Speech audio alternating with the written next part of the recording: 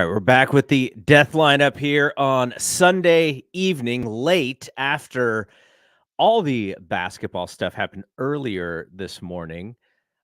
Before we get into the hoop, I have no dog in this race. Well, actually, I do have a dog in this race. I don't like Drake very much, but I like Kendrick a lot. I haven't listened to any of these diss tracks. Everything I'm reading sounds like Drake just recently threw in the towel. What is your read on this new hip hop battle? I mean, if this was like 2016, I would be like, refreshing my Twitter every 2 seconds. I'd be so excited for this. Speaking of, does Felix enjoy this stuff? Is he into it right now? The boys are both super into it. Okay, great. Yeah, no, that's how I would have been if it was, happened when I was in high school. I'm not as into I still love Kendrick. I think Drake's Drake, but not as into it these days. But I have kept up with this. And I personally, I guess I kind of do have a horse in this race because I like Kendrick more, but I think Kendrick's winning. And Drake just put out his latest diss, which in my opinion took the tone of I'm sorry for I feel bad for you kind of, instead of like I want to like destroy you. And so I don't know, like Drake is saying in the song that Kendrick's basically saying there's a mole in OVO and that guy's feeding him information. And Drake basically said, no, I knew about that. And that guy was feeding you false information on purpose. And we knew about it this whole time. And I call BS because if I fed someone fake information and they fell for it, like I would have proof. I'd send text message screenshots to be like, I got this guy good. Like he's an idiot. Or I would have, Drake took like the defensive approach when Kendrick dropped it, revealing that Drake had an 11-year-old daughter that he didn't know about. Drake took the defensive approach. Like, can someone please find me this daughter? Like, I will quit rap if anyone finds me this daughter. And now he's saying like, no, I knew this whole time that we set you up. It just doesn't line up. So I think Kendrick's got this one going. So my first thought when J. Cole was involved, my first thought was these guys are really smart. They know that hip hop is a little sleepy right now. It's all Taylor all day, all night. So they're going to like collaborate and create this, very WWE style beef to kind of just get things going, to kind of make some noise. And it helps both of their careers to do so. And then J. Cole dropped out and then Kendrick was involved. And I was like, oh, like he's going to really take this seriously. And so I'm not saying that this is fake, but I think a lot of hip hop battles today are sort of propped up on the idea that, like I go back to obviously the famous one is Tupac and Biggie. And somebody told me the other day, my buddy Anthony, he's like, I don't know if it isn't real. Like people have died from beefs. And I was like, well, the difference in this one is it's not Tupac and Biggie. It's like Tupac and the Fresh Prince. Like that's why this doesn't feel like sort of life and death in that same way. But then you go to Jay-Z and Nas and that was all about gossiping, about sleeping with people's babies, mamas, and this and that. So they were taking that like low blow and they were saying things that you can't really say today. And it seems like Drake and Kendrick are leaning that way. But the problem is how easy you can distribute something. Like nothing can just sit. Like you can't put a song out and then you got to wait a week for the response, and then you got to wait another week for that response. They all just come out like machine gun fire, and so nothing sits. And I'm just like, do I really want to hear 6 songs and go back and see which ones that they're replying to? I understand that that's kind of how you have to do it, though, because you're just sort of responding. But I told the twins, I was like, it's cool. The low blow stuff, it doesn't really work for me anymore. But at the end of the day, you have to understand that this is 2 really rich dudes, using their platforms to essentially become richer. Like that's what this is all about. So keep that in mind. And as long as it stays fun, it stays fun. Yeah. Yeah. All right, let's talk about some NBA playoffs here. And I gave you the question of while you're watching the NBA playoffs, what are you taking away from some of these teams about what the Warriors need to do to improve their roster so that they can be competitive? Because I saw the thing about where Draymond was talking about Steph after they got beaten that elimination game. Oh, we're not done, or we'll be back, or whatever Steph told him that he had mentioned. It's great. I'm happy that he said that rather than like, I don't know what's going to happen.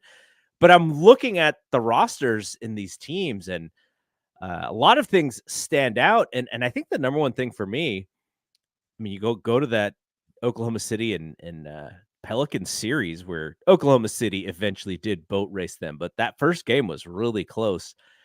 The supreme athleticism from the wings.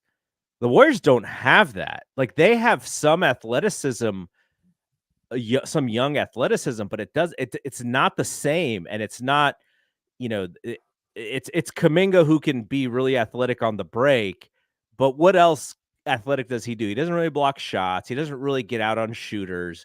You don't see him as like that ball stopper. So that was the first thing that I saw, and maybe even the most important is, how do the Warriors get out on some of these teams who are just so athletic?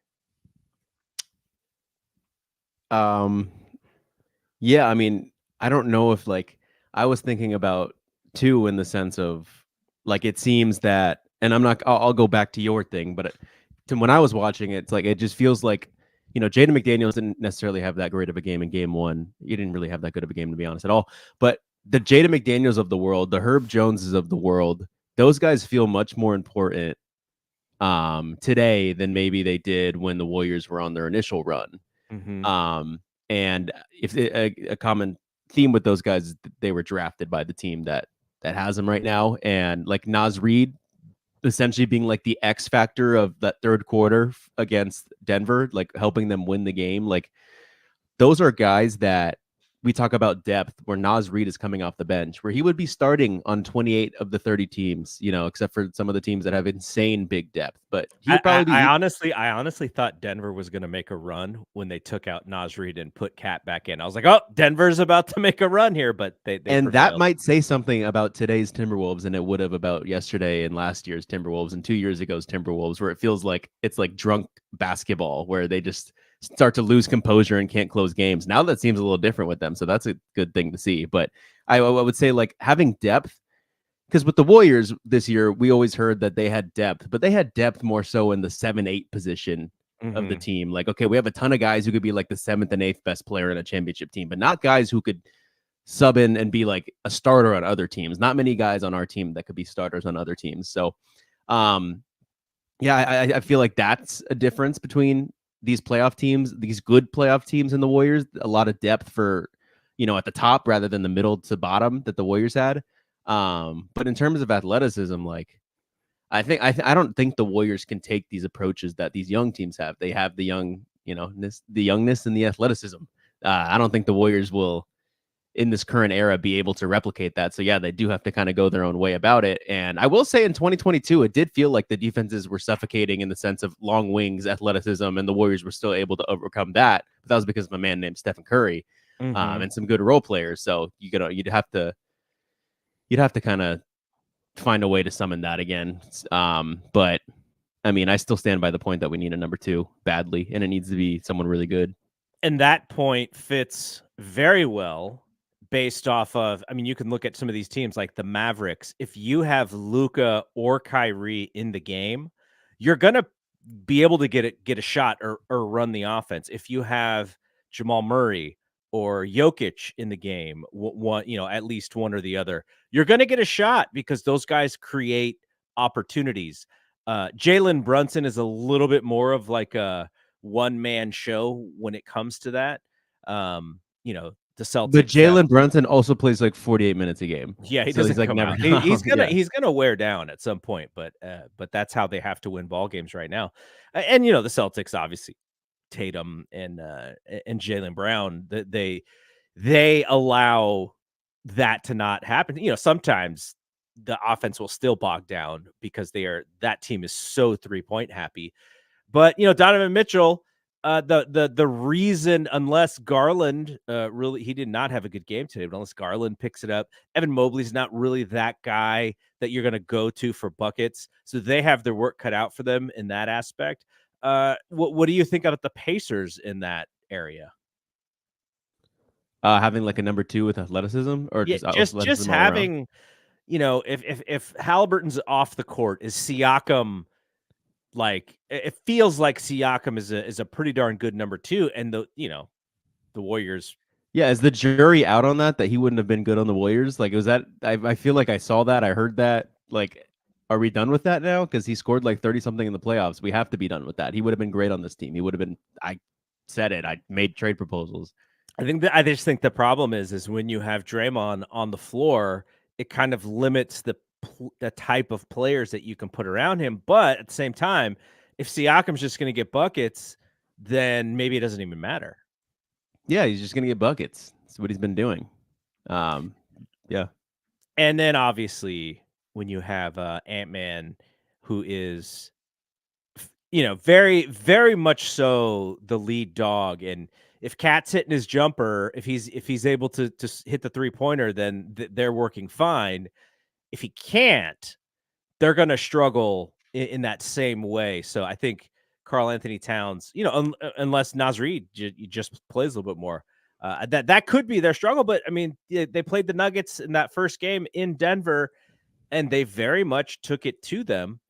And I was thinking about this for another point, which is just the shooting. The Warriors, Steve Kerr mentioned this on Tim Kawakami's podcast, that they're very top heavy on the shooting, meaning two of their best players are great, but they don't really have anybody else that you can come in and dependably hit 3-pointers. And so for Denver, that dependably guy is Michael Porter Jr. Outside of Michael Porter Jr., it doesn't look like any of those guys are confidently hitting 3, because the ball movement on Denver is so fantastic. And one of the thing about the spacing too is, they will drive into traffic knowing that the other guys are going to space out. And so you're drawing defenders just by driving, and it's usually leaves an open corner or an open wing 3-pointer. And that's how they get a lot of their points. I think they're pretty confident that Michael Porter Jr. is going to just bury open threes. He did it in game 1. I didn't sense that they're that comfortable with really anybody else. I know Caldwell Pope historically has been, but it's like, if they don't have Michael Porter Jr. as like that third person, that sort of, he's just there to bail them out. They did not look that confident. And now you're talking about Jokic having to play a lot of minutes against a very long defense, and against a defense that could actually, and against an offense that can put him into stuff. And he looked really tired at the end of the game, though he still had a fantastic game. Jamal Murray's injury problems did not seem to phase him that much in the second half yesterday, but he did not have a good first half. So no points in the first half. Minnesota is a very interesting and sort of very live underdog in that 2-3 battle. But what about the shooting? That's also, who coming off the bench for the Warriors, where you're like, okay, if we actually get the ball moving, or if we get the opportunity to drive, who is going to be that person who's going to be wide open that you're confidently saying is going to we really don't have anybody. Anyone. We don't have any of those guys. Like, I know Moody's like someone who's been able to hit threes, but yeah, no, that's a good point. I think about, like, we don't have like just any of those guys. They're wide open and they're confident. Like, wide open going to be 50% from 3, because I know that's not your actual 3-point percent rating, but you're always not always going to be wide open. So like being 50 to 60% from 3 on wide open threes, like we don't have any of those guys. And Clay is not the guy who's just trying to get open and looking for that bailout 3. Clay is actively trying to create threes, and so he often takes some where, there's probably not a great shot. It's probably a bad shot for most, but he still hits them at a decent percentage. But that often leaves the offense, when sometimes he'll pull up and the offense is not even really ready for him to do so. Like in these scenarios that I'm seeing with these other teams, it's like these are like set plays for these wide open threes based off of a fast break or a drive penetration or just drawing, the gravity like we see with Steph. Like imagine if as Steph draws that gravity, he just has the ability to kind of deke the defense into giving up a wide open corner three. The Warriors don't have it. It's like, do you want to throw that pass to Michael Porter Jr.? Do you want to throw that pass to Gary Payton? Like it's Yeah. like very, very simple. And plus the size, right? The size aspect of Michael Porter Jr. as well. He's not really gonna not be able to take that shot because he gets up very high in his jumper. He's tall, so that he's long. That's another thing. They don't have. They're kind of like, they're kind of small comparatively so to some of these other teams. And it's interesting too, like, is Minnesota able to get away with non-shooters in Rudy Gobert's not going to shoot a three. It didn't seem like Jaden McDaniels was able to hit. I felt like they were kind of sagging off of him a little bit. And if they're packing the paint on those two guys, then they kind of take away the rim for your drives. But Anthony Edwards is kind of become like this mid-range maestro as well. So he's not going to the rim. He's staying in the mid-range where it's still one-on-one, and you're able to kind of get away with it. Do the Warriors have that guy? Yeah, I mean, they don't. They don't have like, I know Steph's elite on all three levels, but he's not always looking to do that like Kobe-esque, like, Kevin Durant-esque, just post up, pull up from the mid range. So this is something that I was thinking about right before they won the championship when Ja Morant's entire game was getting into the middle, seeing what the defense was going to do to him, and if they attacked him, then he tried to get to the middle, or if they played a little back, then he was testing the mid-range jumper or just getting up really high and making decisions. And yeah, and if you have a Bane, then yeah, you could kick out there. But watching Jamal Murray and Jalen Brunson, like what they do is they're just putting pressure in the middle of that court where it's almost like no man's land. And you're putting pressure on the defense to decide and to help you decide what you're going to do. Jamal Murray, some of these shots that he makes, I'm just thinking like, oh my God, this is not a great shot. And then he's just so savvy with shot creation and shot making. They're actually good shots. And Jalen Brunson too. Sometimes Jalen Brunson will kind of get caught up in the air and have no place to go, and that shooter's not in the right spot, and he has like a bad play or whatever, but he's just always coming at you. So the defense is on the defensive. They're on their heels constantly because they know this dude is not going to stop coming. And Steph, that is really not his game, and I do wonder if that's going to be a little bit more of his game. But I think the reason why it's not a lot of his game is because there's nobody that he really wants to pass to who he knows is going to get a bucket outside of Clay. And right now, even Clay is not as good as he was, 3 or 4 years ago. So that is an interesting wrinkle to Steph's game. If they could get a score, I'm not saying that this is the person, but like a Brandon Ingram or something where you're like, okay, if I give this ball up, this person's going to be confident in making a shot or making a play, then maybe Steph could do a little bit more of that sort of meandering in that mid-range. But he's very much either at the cup or beyond the 3-point line. And lucky for Ingram is that if they match up against OKC, Lou Dort's not going to be guarding Ingram if he was on the Warriors. Lou Dort would be guarding Steph. Yeah. Yeah. And, that's something where the Warriors were so ahead of the game in 2013, 2014, 2015 when it came to matchups. They were able to go small when other teams were like, no, like, why would we want to go small? You need size. And then the Warriors with their athleticism, they would run them off of the floor. And then you're like, oh my gosh, now we do have to pull our center off. And so now you're playing the Warriors game. It's changed. Like the Warriors running that the death lineup without KD. It's not the death lineup really anymore, but that small ball lineup, the other teams don't even really react to it. They're like, well, we have length, and our length is actually going to be able to keep up with your non-length because you don't have the athleticism anymore. So that is, that is a big thing that I think they have to look at, which brings me to my other point, which is just the size. You look at Evan Mobley. Now, Evan Mobley is not the, he's not he doesn't play offense like a center where you're just going to throw it down to him and he's going to have he's like taking some weird fadeaways when Wendell Carter's not looking to block anybody's shot. He's just holding ground. And I'm like, why don't you just kind of go into him? Maybe get to the free throw line. But Gobert and Towns and Reed, like that's like a triple twin towers, and you're always going to have the size if you want it at all times. Jokic, best player in the league. Even the Knicks, they have like these very comfortable bigs who can come in and be athletic, and they're so active. The Warriors don't have a single active big on their team. Like, who is there that's going to come in and force somebody's point guard to not want to penetrate? Like, nobody. They don't have anybody who blocks shots on the Warriors in that way. Like, Draymond is athletic enough, and he's, he plays such great on-ball defense that he'll get some. But, when's the last time they had anybody who actually stopped someone from wanting to come in the paint? And it's so weird because the way that they play defense is they'll give up the three-pointers because they want to pack the middle, yet they don't have anybody to actually block a shot when they pack the middle. Mm-hmm. Yeah, I mean, TJD like kind of in some moments, but not like you don't see TJD and you're like, I don't want to go into the paint. He's still 6'9", right? Like he's 6'9", yeah.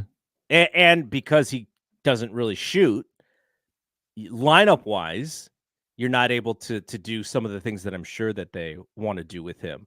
But the Cavs have kind of a twin towers scenario there. Miles Turner, who I've talked about before, I was like, man, I really wish we had Miles Turner. He would fit what they would want to do almost perfectly.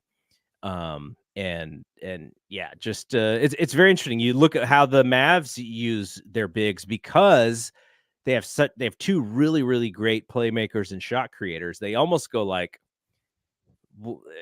can these other guys shoot threes? Not really, but it's kind of okay because defensively we need them so much, like Derek Lively and guys like that. So just very interesting the way that some of these teams put their squads together. And I almost feel like now the Warriors have held that pat hand because it's been so successful. And I do wonder if they have to change it up. I think they do if they want to, especially in the West, because if you think about it, 2022 championship, 2023 second round, 2024 lose the play-in game. What tells you that things are actually going to get better and not be the same or worse? Nothing right now. Nothing. So yeah, I mean, an adjustment and I'm sure finding those types of players is going to be tough, especially without a first round draft pick this year. But yeah, I mean, the style and the strategy that they play, it's sort of become a little bit passé from the basketball that I'm watching right now. Yeah. I mean, I think it still works if you get like an elite level Kevin Durant. Obviously, you don't bank on that, but like that could be the way where it still kind of works because you go small. Like you said, it was when they were younger and more athletic. So now they're not as young or athletic. And, it's just not going to work as effectively when you're going against young athletic teams. And I've been pushing the idea that I think positional size, positional versatility is like the next wave of the NBA where you have 6'9", 6'10". This is a bad example because of how bad he was today, but Franz Wagner, if he's able to shoot 3-pointers, like having a 6'10" player that could move like he can as your 2 guard, and then just like filling it out with all these guys who are like really tall for their position but can keep up with the smaller guys that in the position, like that's the next wave of the league. And I mean, the Warriors kind of had that, like it kind of almost introduced that in a way with 6'7", 6'8" Klay Thompson at the 2. But yeah, no, we don't. We have so much that we like. You can watch all these playoff teams and the Warriors are so far away from where I think those playoff teams are. But I think the Warriors would take a different approach. We're not trying to like replicate what the Timberwolves are doing. You just can't. Yeah, if the Warriors got to the actual playoffs, they would have been competitive in a lot of They would these have been games. competitive with OKC, yeah.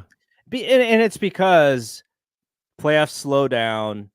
Who's a great shot maker? Well, Steph's a great shot maker, and he would be able to sort of understand the moment, and nothing is too big for him. Like you saw that in the OKC series.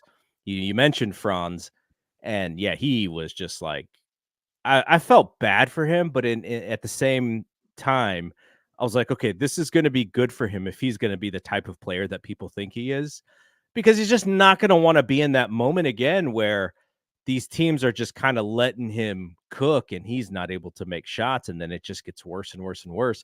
But you look at someone like Cole Anthony, and I was like, man, I Orlando needs more of a playmaker at the point guard, I think, to sort of take it to the next level. Like if you switch Donovan Mitchell and Jalen Suggs, and Orlando probably wins this series Not rather than probably.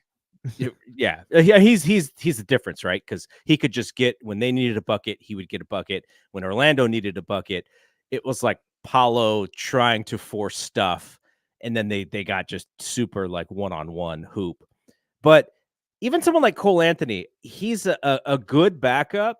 He doesn't solve any of Orlando's problems. And on the Warriors, he would be so awesome because he has that energy and that athleticism. Like there was a play where I believe it was Garland crossed him. And I was like, oh, great move. Here comes a layup. And Cole Anthony recovered and actually blocked it off of the backboard. And I was like, wow, that's just athleticism. Like GP could do that on the Warriors, and probably nobody else from the guard position. But it's just the evolution of the game is the game continues to get younger, and these older teams that age out, if they don't have the guile and savviness and wisdom and experience that wins out, they're going to get lapped. And so I'm not saying that Cole Anthony is like gave me an epiphany, but I'm just saying like you take Cole Anthony and you switch him out with Chris Paul, the offense probably has a little bit more energy. At the same time, they'll probably turn the ball over, and Steve Kerr's gray hair will just get more gray. But it just made me think like Warriors are going one way, and the league is going this entirely different direction, and they need to make some changes. And I don't even think like it's almost like Kuminga and Moody are not even those guys anymore. Like maybe 2 years ago they would have been those guys. And now I see them as like, they're going to be good. They're going to be fine if you're good, but I don't see them as game changers based on what I'm seeing from some of these other young players. Yeah, I think Kuminga still could be, but I don't think they can afford to like take a chance on if he is or not for next season. Like next season's your last opportunity to win a title with this core. So yeah, I mean, I'm including him in trade packages. I feel like I took a 180 on my I like the young players stance that I had last season. That's no, you have Stephen Curry. You're never gonna have a player like Stephen Curry in this organization ever again. He's gonna finish as one of the top 5 best players of all time. Like you don't just get that guy again in your franchise history. So just give up everyone just to optimize one last year. That's what I'm genuinely for that. And unless I see, um, yeah, I mean, it's just I mean, we did this exercise last time where we looked at all the guards, or not the guards, but just the free agents, like who's out there. And it's the same guys who are other teams, not problems necessarily, because I don't think DeJounte Murray is a problem if he's on your team, but he is also not solving the problem of his current team, which is why he's available. So that doesn't change in free agency, though. You could lean a little bit more that way. I think DeJounte Murray would be able to score buckets for the Warriors where they could not get them this year. Is it enough? It might not be enough, but then you would just have to find another guy, and then he would be your sort of your third player. But yeah, they're like, the Zach LaVine and all that stuff. Like a lot of it is just nonsense because of what you're trying to do is MT said he would take Levine. yeah, MT's also doesn't have to sign checks by the name of Joe Lacob. But think of what Zach LaVine does, and think of, would he feel that he's even a good fit in this kind of style of basketball, or would he think like, yeah, this isn't great for what I do? Like, am I just going to be the guy who shoots the open three, or can we take advantage of my athleticism? Am I going to have the ball when I need the ball, or am I just going to be, dribbling it down the court so that Steph gets through three screens and eventually that's where I'm going with the basketball? So I just don't know if that is. You'd have to probably make some more changes offensively to fit his game a little bit better. The Giannis, the KD, the LeBron, all of that talk is noise, but there is an Olympics this summer, and LeBron and KD and Steph, they don't like being out in the first round. Giannis is not playing for Team USA, but he can't be happy about they go and get Dame and it just doesn't work out. And I think I heard a stat that Doc's record with Milwaukee, if you include the playoffs, is like 4 games under 500. Yeah. Like, oh my gosh. You need Doc back on the podcast. I know Doc was so good on the podcast, better than he was in their huddle. Yeah. But like, what do you think anything is going to happen? Because those are still 3 momentous names, or 4 momentous names, all out before the second round of the playoffs. Like, something should happen. I just don't know if it could, the way that the NBA has that second level of tax now. Yeah, I mean, based on what we've seen in the past, like, I think the media puts a narrative that if player X doesn't win the championship, player X is like devastated and like needs to leave the current situation. And I think so many people rally behind that narrative that the player themselves believe that sometimes. And, everything we've seen in the past with KD's team losing, well, they lost to Denver in the second round last year, and they seemingly try to get better by adding Nurkic, by adding Beal, by adding all this new roster, have another year with KD under your belt to, mesh with Book, and they go out earlier than they did the year before. Like, that usually in the past X amount of years results in that team blowing up, or it's one or couple of their stars asking out. And so even with LeBron being a free agent, like, I think it's completely possible, but at the same time, I'm not going to count my chickens and, really put a lot of stock into it happening. But obviously I'm thinking about it with Kerr in Paris in the summer, with Steph in Paris in the summer. I know I texted you and Ben. I was like, we just need, Steph, LeBron and KD. What does Draymond call that game? Not it's what it's called, but Bones, the Dominoes game. Like, we just need them all. Draymond just needs to bring us. And Draymond's just going to be there with this podcast recording. Yeah, Draymond just needs to go anyway. But they just need to be like, playing cards, like, a little past like midnight. They each got their little. Steph's got his whiskey, LeBron's got his Lobos, and they just, pose the question, what if, and that could be it. But I've got to imagine, like, the 3 guys that, I think care about their legacy a lot and care about winning and care about still being competitive. Like, I don't think the Lakers can make any moves for me to be like, any realistic moves for me to be like, they could win the whole thing next year. Not a Trae Young guy. I got people telling me the Lakers are going after Trae Young. But with what? Like, I guess with the Lakers, they sometimes pull off these dumb trades that feel like it shouldn't work for any other team. But I'm again rolling with the narrative or the idea of like, with what? Like, the Hawks drafted a point guard. The Lakers only have their young point guard and Jalen Hood-Schifino to offer with picks. Like, why would the Hawks want that? Anyway, like, it's, I think that there's a possibility that Kevin Durant or LeBron or both are not on the team that they're on right now next season. I think that's with a lot of cases. That's why I sent you guys my hater list for the playoffs. Like, I was hoping the Lakers lost in the first round. I was hoping the Suns lost. I was hoping the Bucks lost, all because I want their star player to ask out and potentially, come to my team. So all of it happened. Really, all of the hater list happened except for the Boston losing a game 7, which still could happen at some point. Yeah. But yeah, I mean, Paul George, throw him in that mix too. Playoff P. He wouldn't come to the Warriors if he has the option. But I think with the KD, like, I don't know, the guy he does the podcast with, Eddie Gonzalez. I think one of the Warriors guys, one of the Warriors radio guys, I forgot who said it, but he said that he heard a source that said Kevin Durant doesn't want to play Warrior style basketball anymore, or like wouldn't be interested in any type of reunion. And his KD's podcast partner quote tweeted that and said, I think he was more referring to the idea that KD doesn't like Warrior style basketball. And he was like, that's just false. Like, and so to, push the narrative even more that maybe there's a reunion.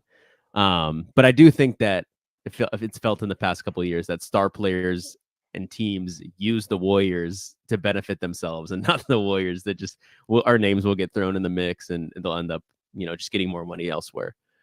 Well, if anything, the thing that he doesn't like is he gets out alpha dogged on that team if Draymond is on that team.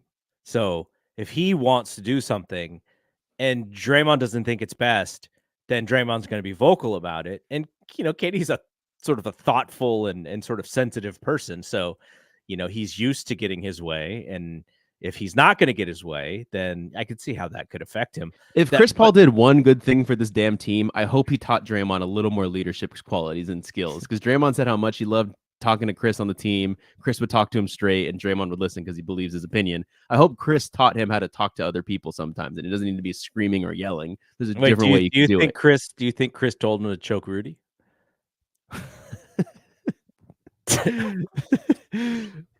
Hey, I know a great way you could ruin our season. Just I mean, the joke, the running joke when they lost the play-in was, Chris Paul finally learned how to beat the Warriors. Yeah. But and I said last week how I really blame Draymond for their positioning, because if he didn't do those things, they would have probably won 3 or 4 more games.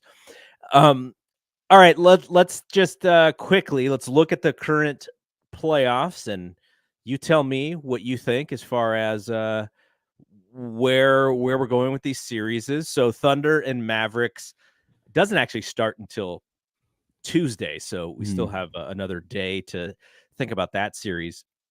But yeah, well, let's start with that series. Tell me what you think about that series. History tells us that a team that has no playoff experience at all never goes really past the first round. I think the latest team with little to no playoff experience to go far was that Hawks team with Trae Young that lost to the Bucks in the Eastern Conference. The Bucks in the Eastern Conference Finals. Yeah. But they still had veterans on their team that were pretty polished in playoffs. Like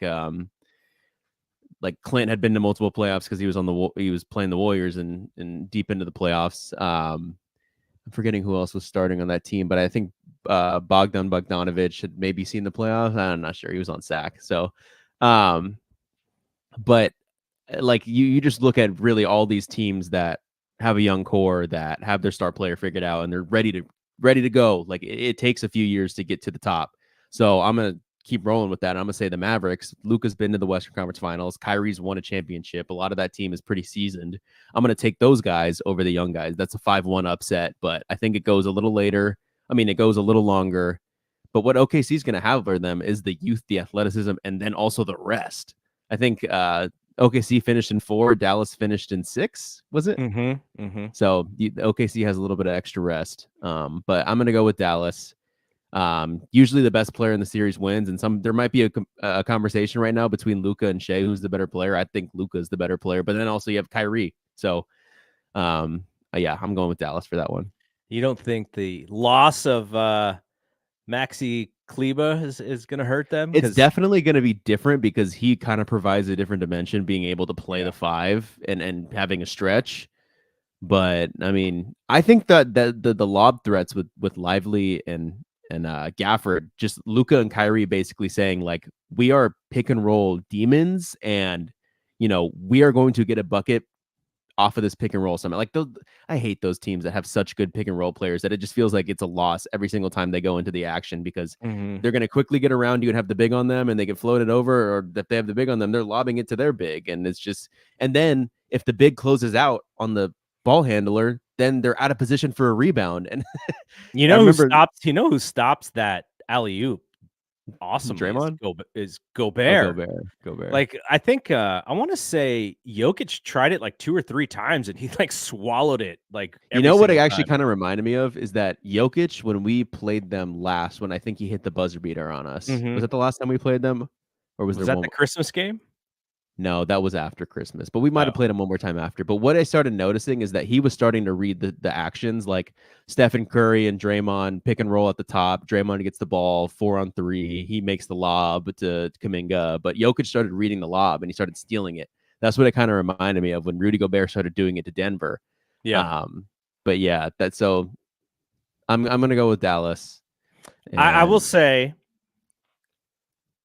I see it's so funny watching Luka play. Like, he is like a petulant child out there sometimes. I kind of don't like how he plays. It's not, and then when he does make a shot, he's like screaming at the crowd. And then when he misses a shot, he's screaming at the ref. I think Kyrie's going to have an excellent series for them to win. And if he does, I think they can beat Oklahoma City, but we're really in like no man's land about what Oklahoma City can do because we just haven't seen it at this level. So it's kind of like, I'm sort of rooting for them because I just want to see it. I want to see what it looks like when a team this young sneaks up on everybody and just gets the number 1 spot. Yeah, I will say, like, oh, sorry, you finished. No, just saying, but at the same time, I kind of trust in Luka and Kyrie to make shots in the biggest moments. Yeah, quick, just like going back in history, just thinking of like, these young core teams and how they fared in their first type of postseason action. Like I think of John Morant's Grizzlies when he beat the Warriors in the play-in, and his first playoff experience was against the 1-seeded Jazz, where they went down pretty easily. I think it was in 5. You think of the Anthony Edwards Minnesota Timberwolves. They lost to Memphis when Memphis played us in the second round. They lost to Memphis in that first round, and Anthony Edwards' first taste of postseason action. You go back before that. What did the Warriors, when Steph first made the postseason, they lost to they upset Denver and lost to San Antonio in the second round. So they went to the second round. Just trying to think of like who even from like the I don't remember what Oklahoma City did when KD and Russ and Harden first made the playoffs, but they were in the finals pretty soon thereafter. Yeah, and I guess what I'm trying to say is like there is a history of young cores not going that far in the playoffs. Again, Trae Young's Hawks made it to the Eastern Conference Finals, and that was an anomaly. But the only difference here is that I don't think any of these teams are 1 seeds.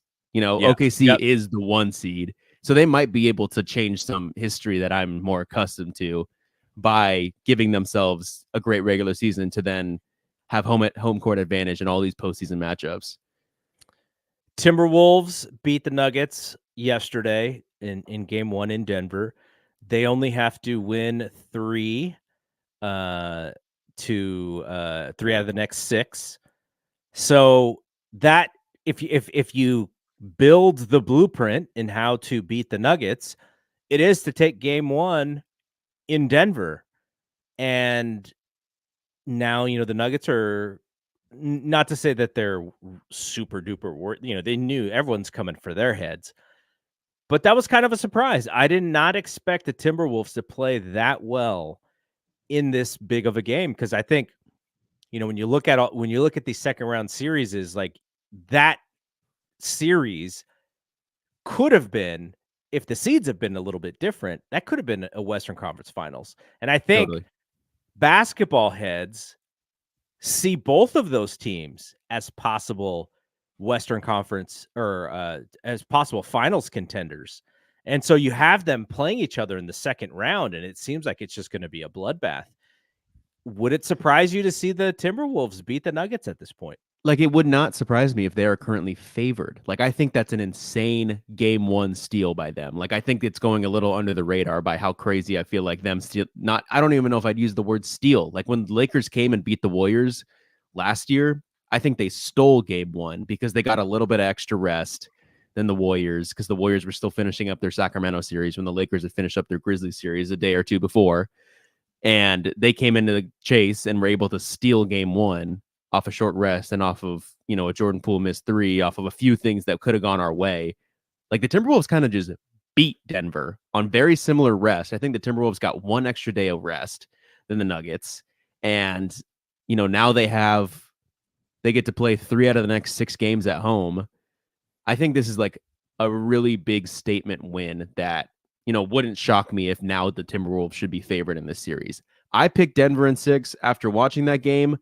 I don't feel great about that pick. I feel like I feel like it's also very rare to have game 7s, and predicting game 7s shouldn't be common, but I almost want to say, like, I feel like Denver's in 6 is a little too optimistic. I don't know. I just think that's a big win. I think that's a big win for Minnesota. And it wasn't a steal. They beat them. What was it, by like 7 or 8 or 10, up 7-10 or something like that? And I feel like they found stuff throughout that game that they could use, like the Nas Reed thing. Well, and it was a very up and down game. They got out early. Then the Nuggets did what the Nuggets usually do, which is they just walk you down. That's what they did the entire series against the Lakers. And then the Timberwolves are like, okay, we'll take that punch. And then they started to pull away late. Well, I was just the funny impressed. thing is that the Timberwolves series against the Suns, it was either close or the Suns were winning for like the first 2 quarters, and then the Timberwolves would just, for some reason in the third quarter, find something and blow out the Suns for like a 20-point victory.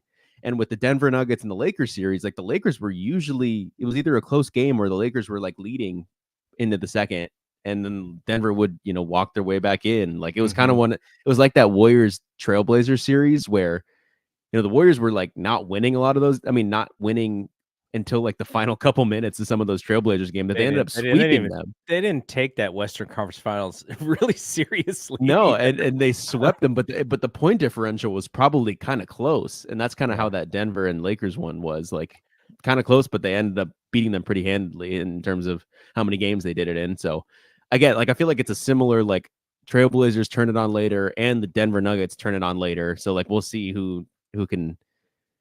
Or sorry, the Timberwolves turn it on later. We'll see who can, do that for 6 more games. And they have game 2 on Monday. So we have 2 games on Monday and 2 games on Tuesday.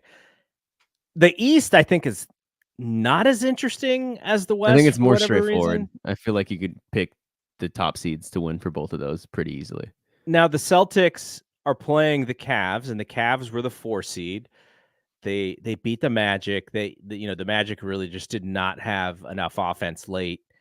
And I mean, I would expect the Celtics to really just kind of take care of business. Donovan Mitchell, there may be some games where you're like, well, Donovan Mitchell's best player in this game. And if that happens, then they may be able to steal one. Maybe they get one at home. But I just feel like the Celtics, the firepower is way too much.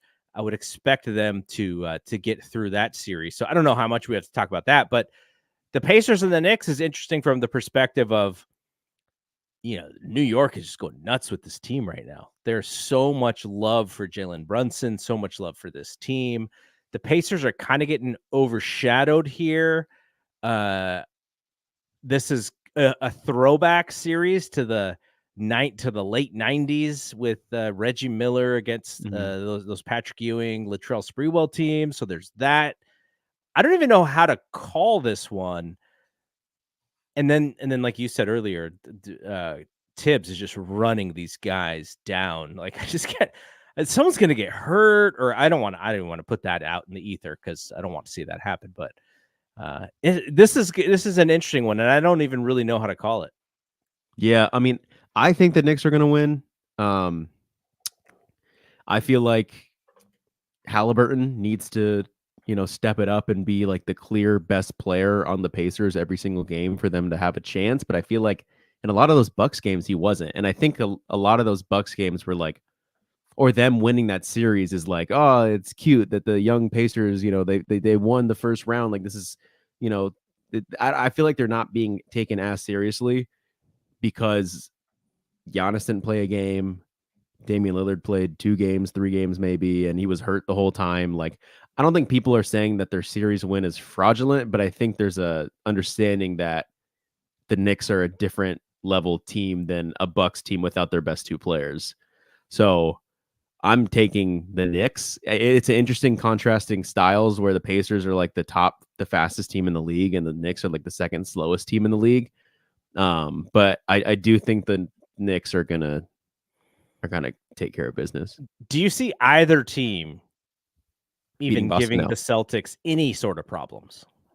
Nope. That's why I wished Philly won, because I feel like they could have, because they have like a guy who is, could be argued as the best player in the series, in Joel. If they were to see six, I just want teams that give Boston the most problems, so that I don't want them to win a championship. So, but I think there's not going to be any teams in the East that give them that many problems.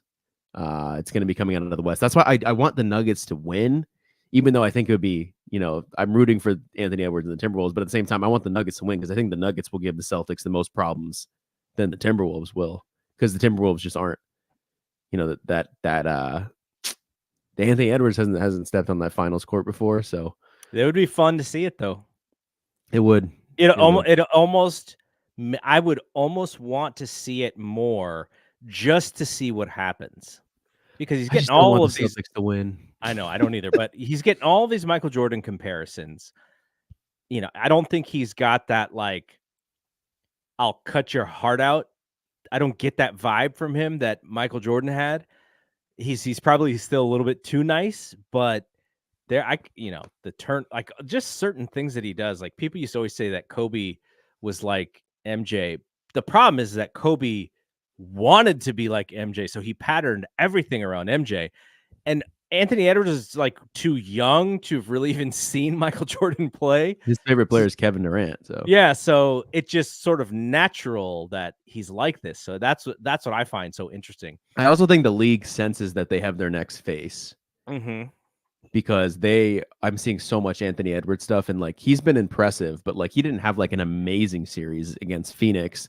Like those last couple games were really like some top tier hoops from him, but other than that, like I think it's a little too early to give some of the comparisons they've been giving, but at the same time I think they sense that he can be the next face, even above Tatum. Like I think he is more like likable as like a a character, because he's very entertaining, and his personality is entertaining. Everything about him is like pretty entertaining. So I think that, they've been worried about who's going to be it when Steph Curry and LeBron are gone. Like, I think it's going to be Ant. And I think it needs to be an American as well. I don't think you can have the face of your league, Jokic or Giannis or Luka. Like, Well, I do think it helps the globalization of the game. It may not help the US fan base, but I actually don't mind it if that player is like legitimately the best player. The problem is if it's Luka or Jokic or Shea, it has to be a guy. You can't just go, it could be this person, or this person. No, like when Magic and Larry, it was like, it's Magic and Larry. Like, they're the two guys. And then when Jordan was the guy, it's like, nope, it's Jordan. Yeah, because Charles you're saying Barkley. because they're the best player in the league as well Right. as It can't be an arguable thing. yeah. And if it's not Ant, I think it's an arguable thing right now. And that's not what you want when you want the face of the league. You don't want arguable faces of the league. You want like one person that you can market around. And this is what happened in the post Jordan era for the late 90s and the 2000s. It was like, come see Kobe, come see Iverson. Like, who's going to be that player? Is it KG? And they didn't really have that singular person. And then when Until LeBron LeBron. came, it was like, okay, LeBron and Kobe. And then when Steph and KD came, it was like, okay, it's Steph and LeBron. So you do need like those people to sort of come out, and who knows, it might be I Edwards. think He's it so could be, young. and I just think he's also just so charismatic as well, and I think that would bode well for him. He's probably going to have to Switch shoe brands though, if it is him. And he's already been in a movie, and he was like good in that movie. He was the bad guy though. Yeah, but he was good. Like he was entertaining. I thought he was a good bad guy. Yeah, but yeah, the guy's got star written all over him, man. I felt bad for Bo Cruz when he was talking all that trash. All right, we'll be back. His name wasn't the guy's name Kermit or Hermit or something, and he was still like feared. Like imagine having that first name and like giving that guy that first name, and he was still like scared of the guy. Have to watch that one again. Yeah. All right, we'll be back at some point. We're sort of still figuring out our post regular season schedule. Brad and I will be back with Thompson to Clark on Monday, 5:30-ish for the live stream to talk about the most basic baseball team in the world right now, the San Francisco Giants, the definition of average. It's not fun. I'm losing patience with this Giants team. So I'm sure Brad and I will have a lively conversation. Brad's a little bit more kind of, I guess he's a little bit more forgiving. And so we'll have a nice little back and forth about because my negativity, I'm going to guess, is going to spill out a little bit. But so we'll do that. And then Brian and I will be back at some point. Rod and I are also still just kind of figuring out the spring summer schedule when we're going to record. So, all right, NBA season it is, though. It is the most important part of the season, and we're keeping up. I've watched more non-Warriors basketball this playoffs than probably since like 2010 or 2011. So at least I got that going for me. All right, we will be back tomorrow with Thompson to Clark. For Bri, I am Double G. We'll see you when we see you. Peace out.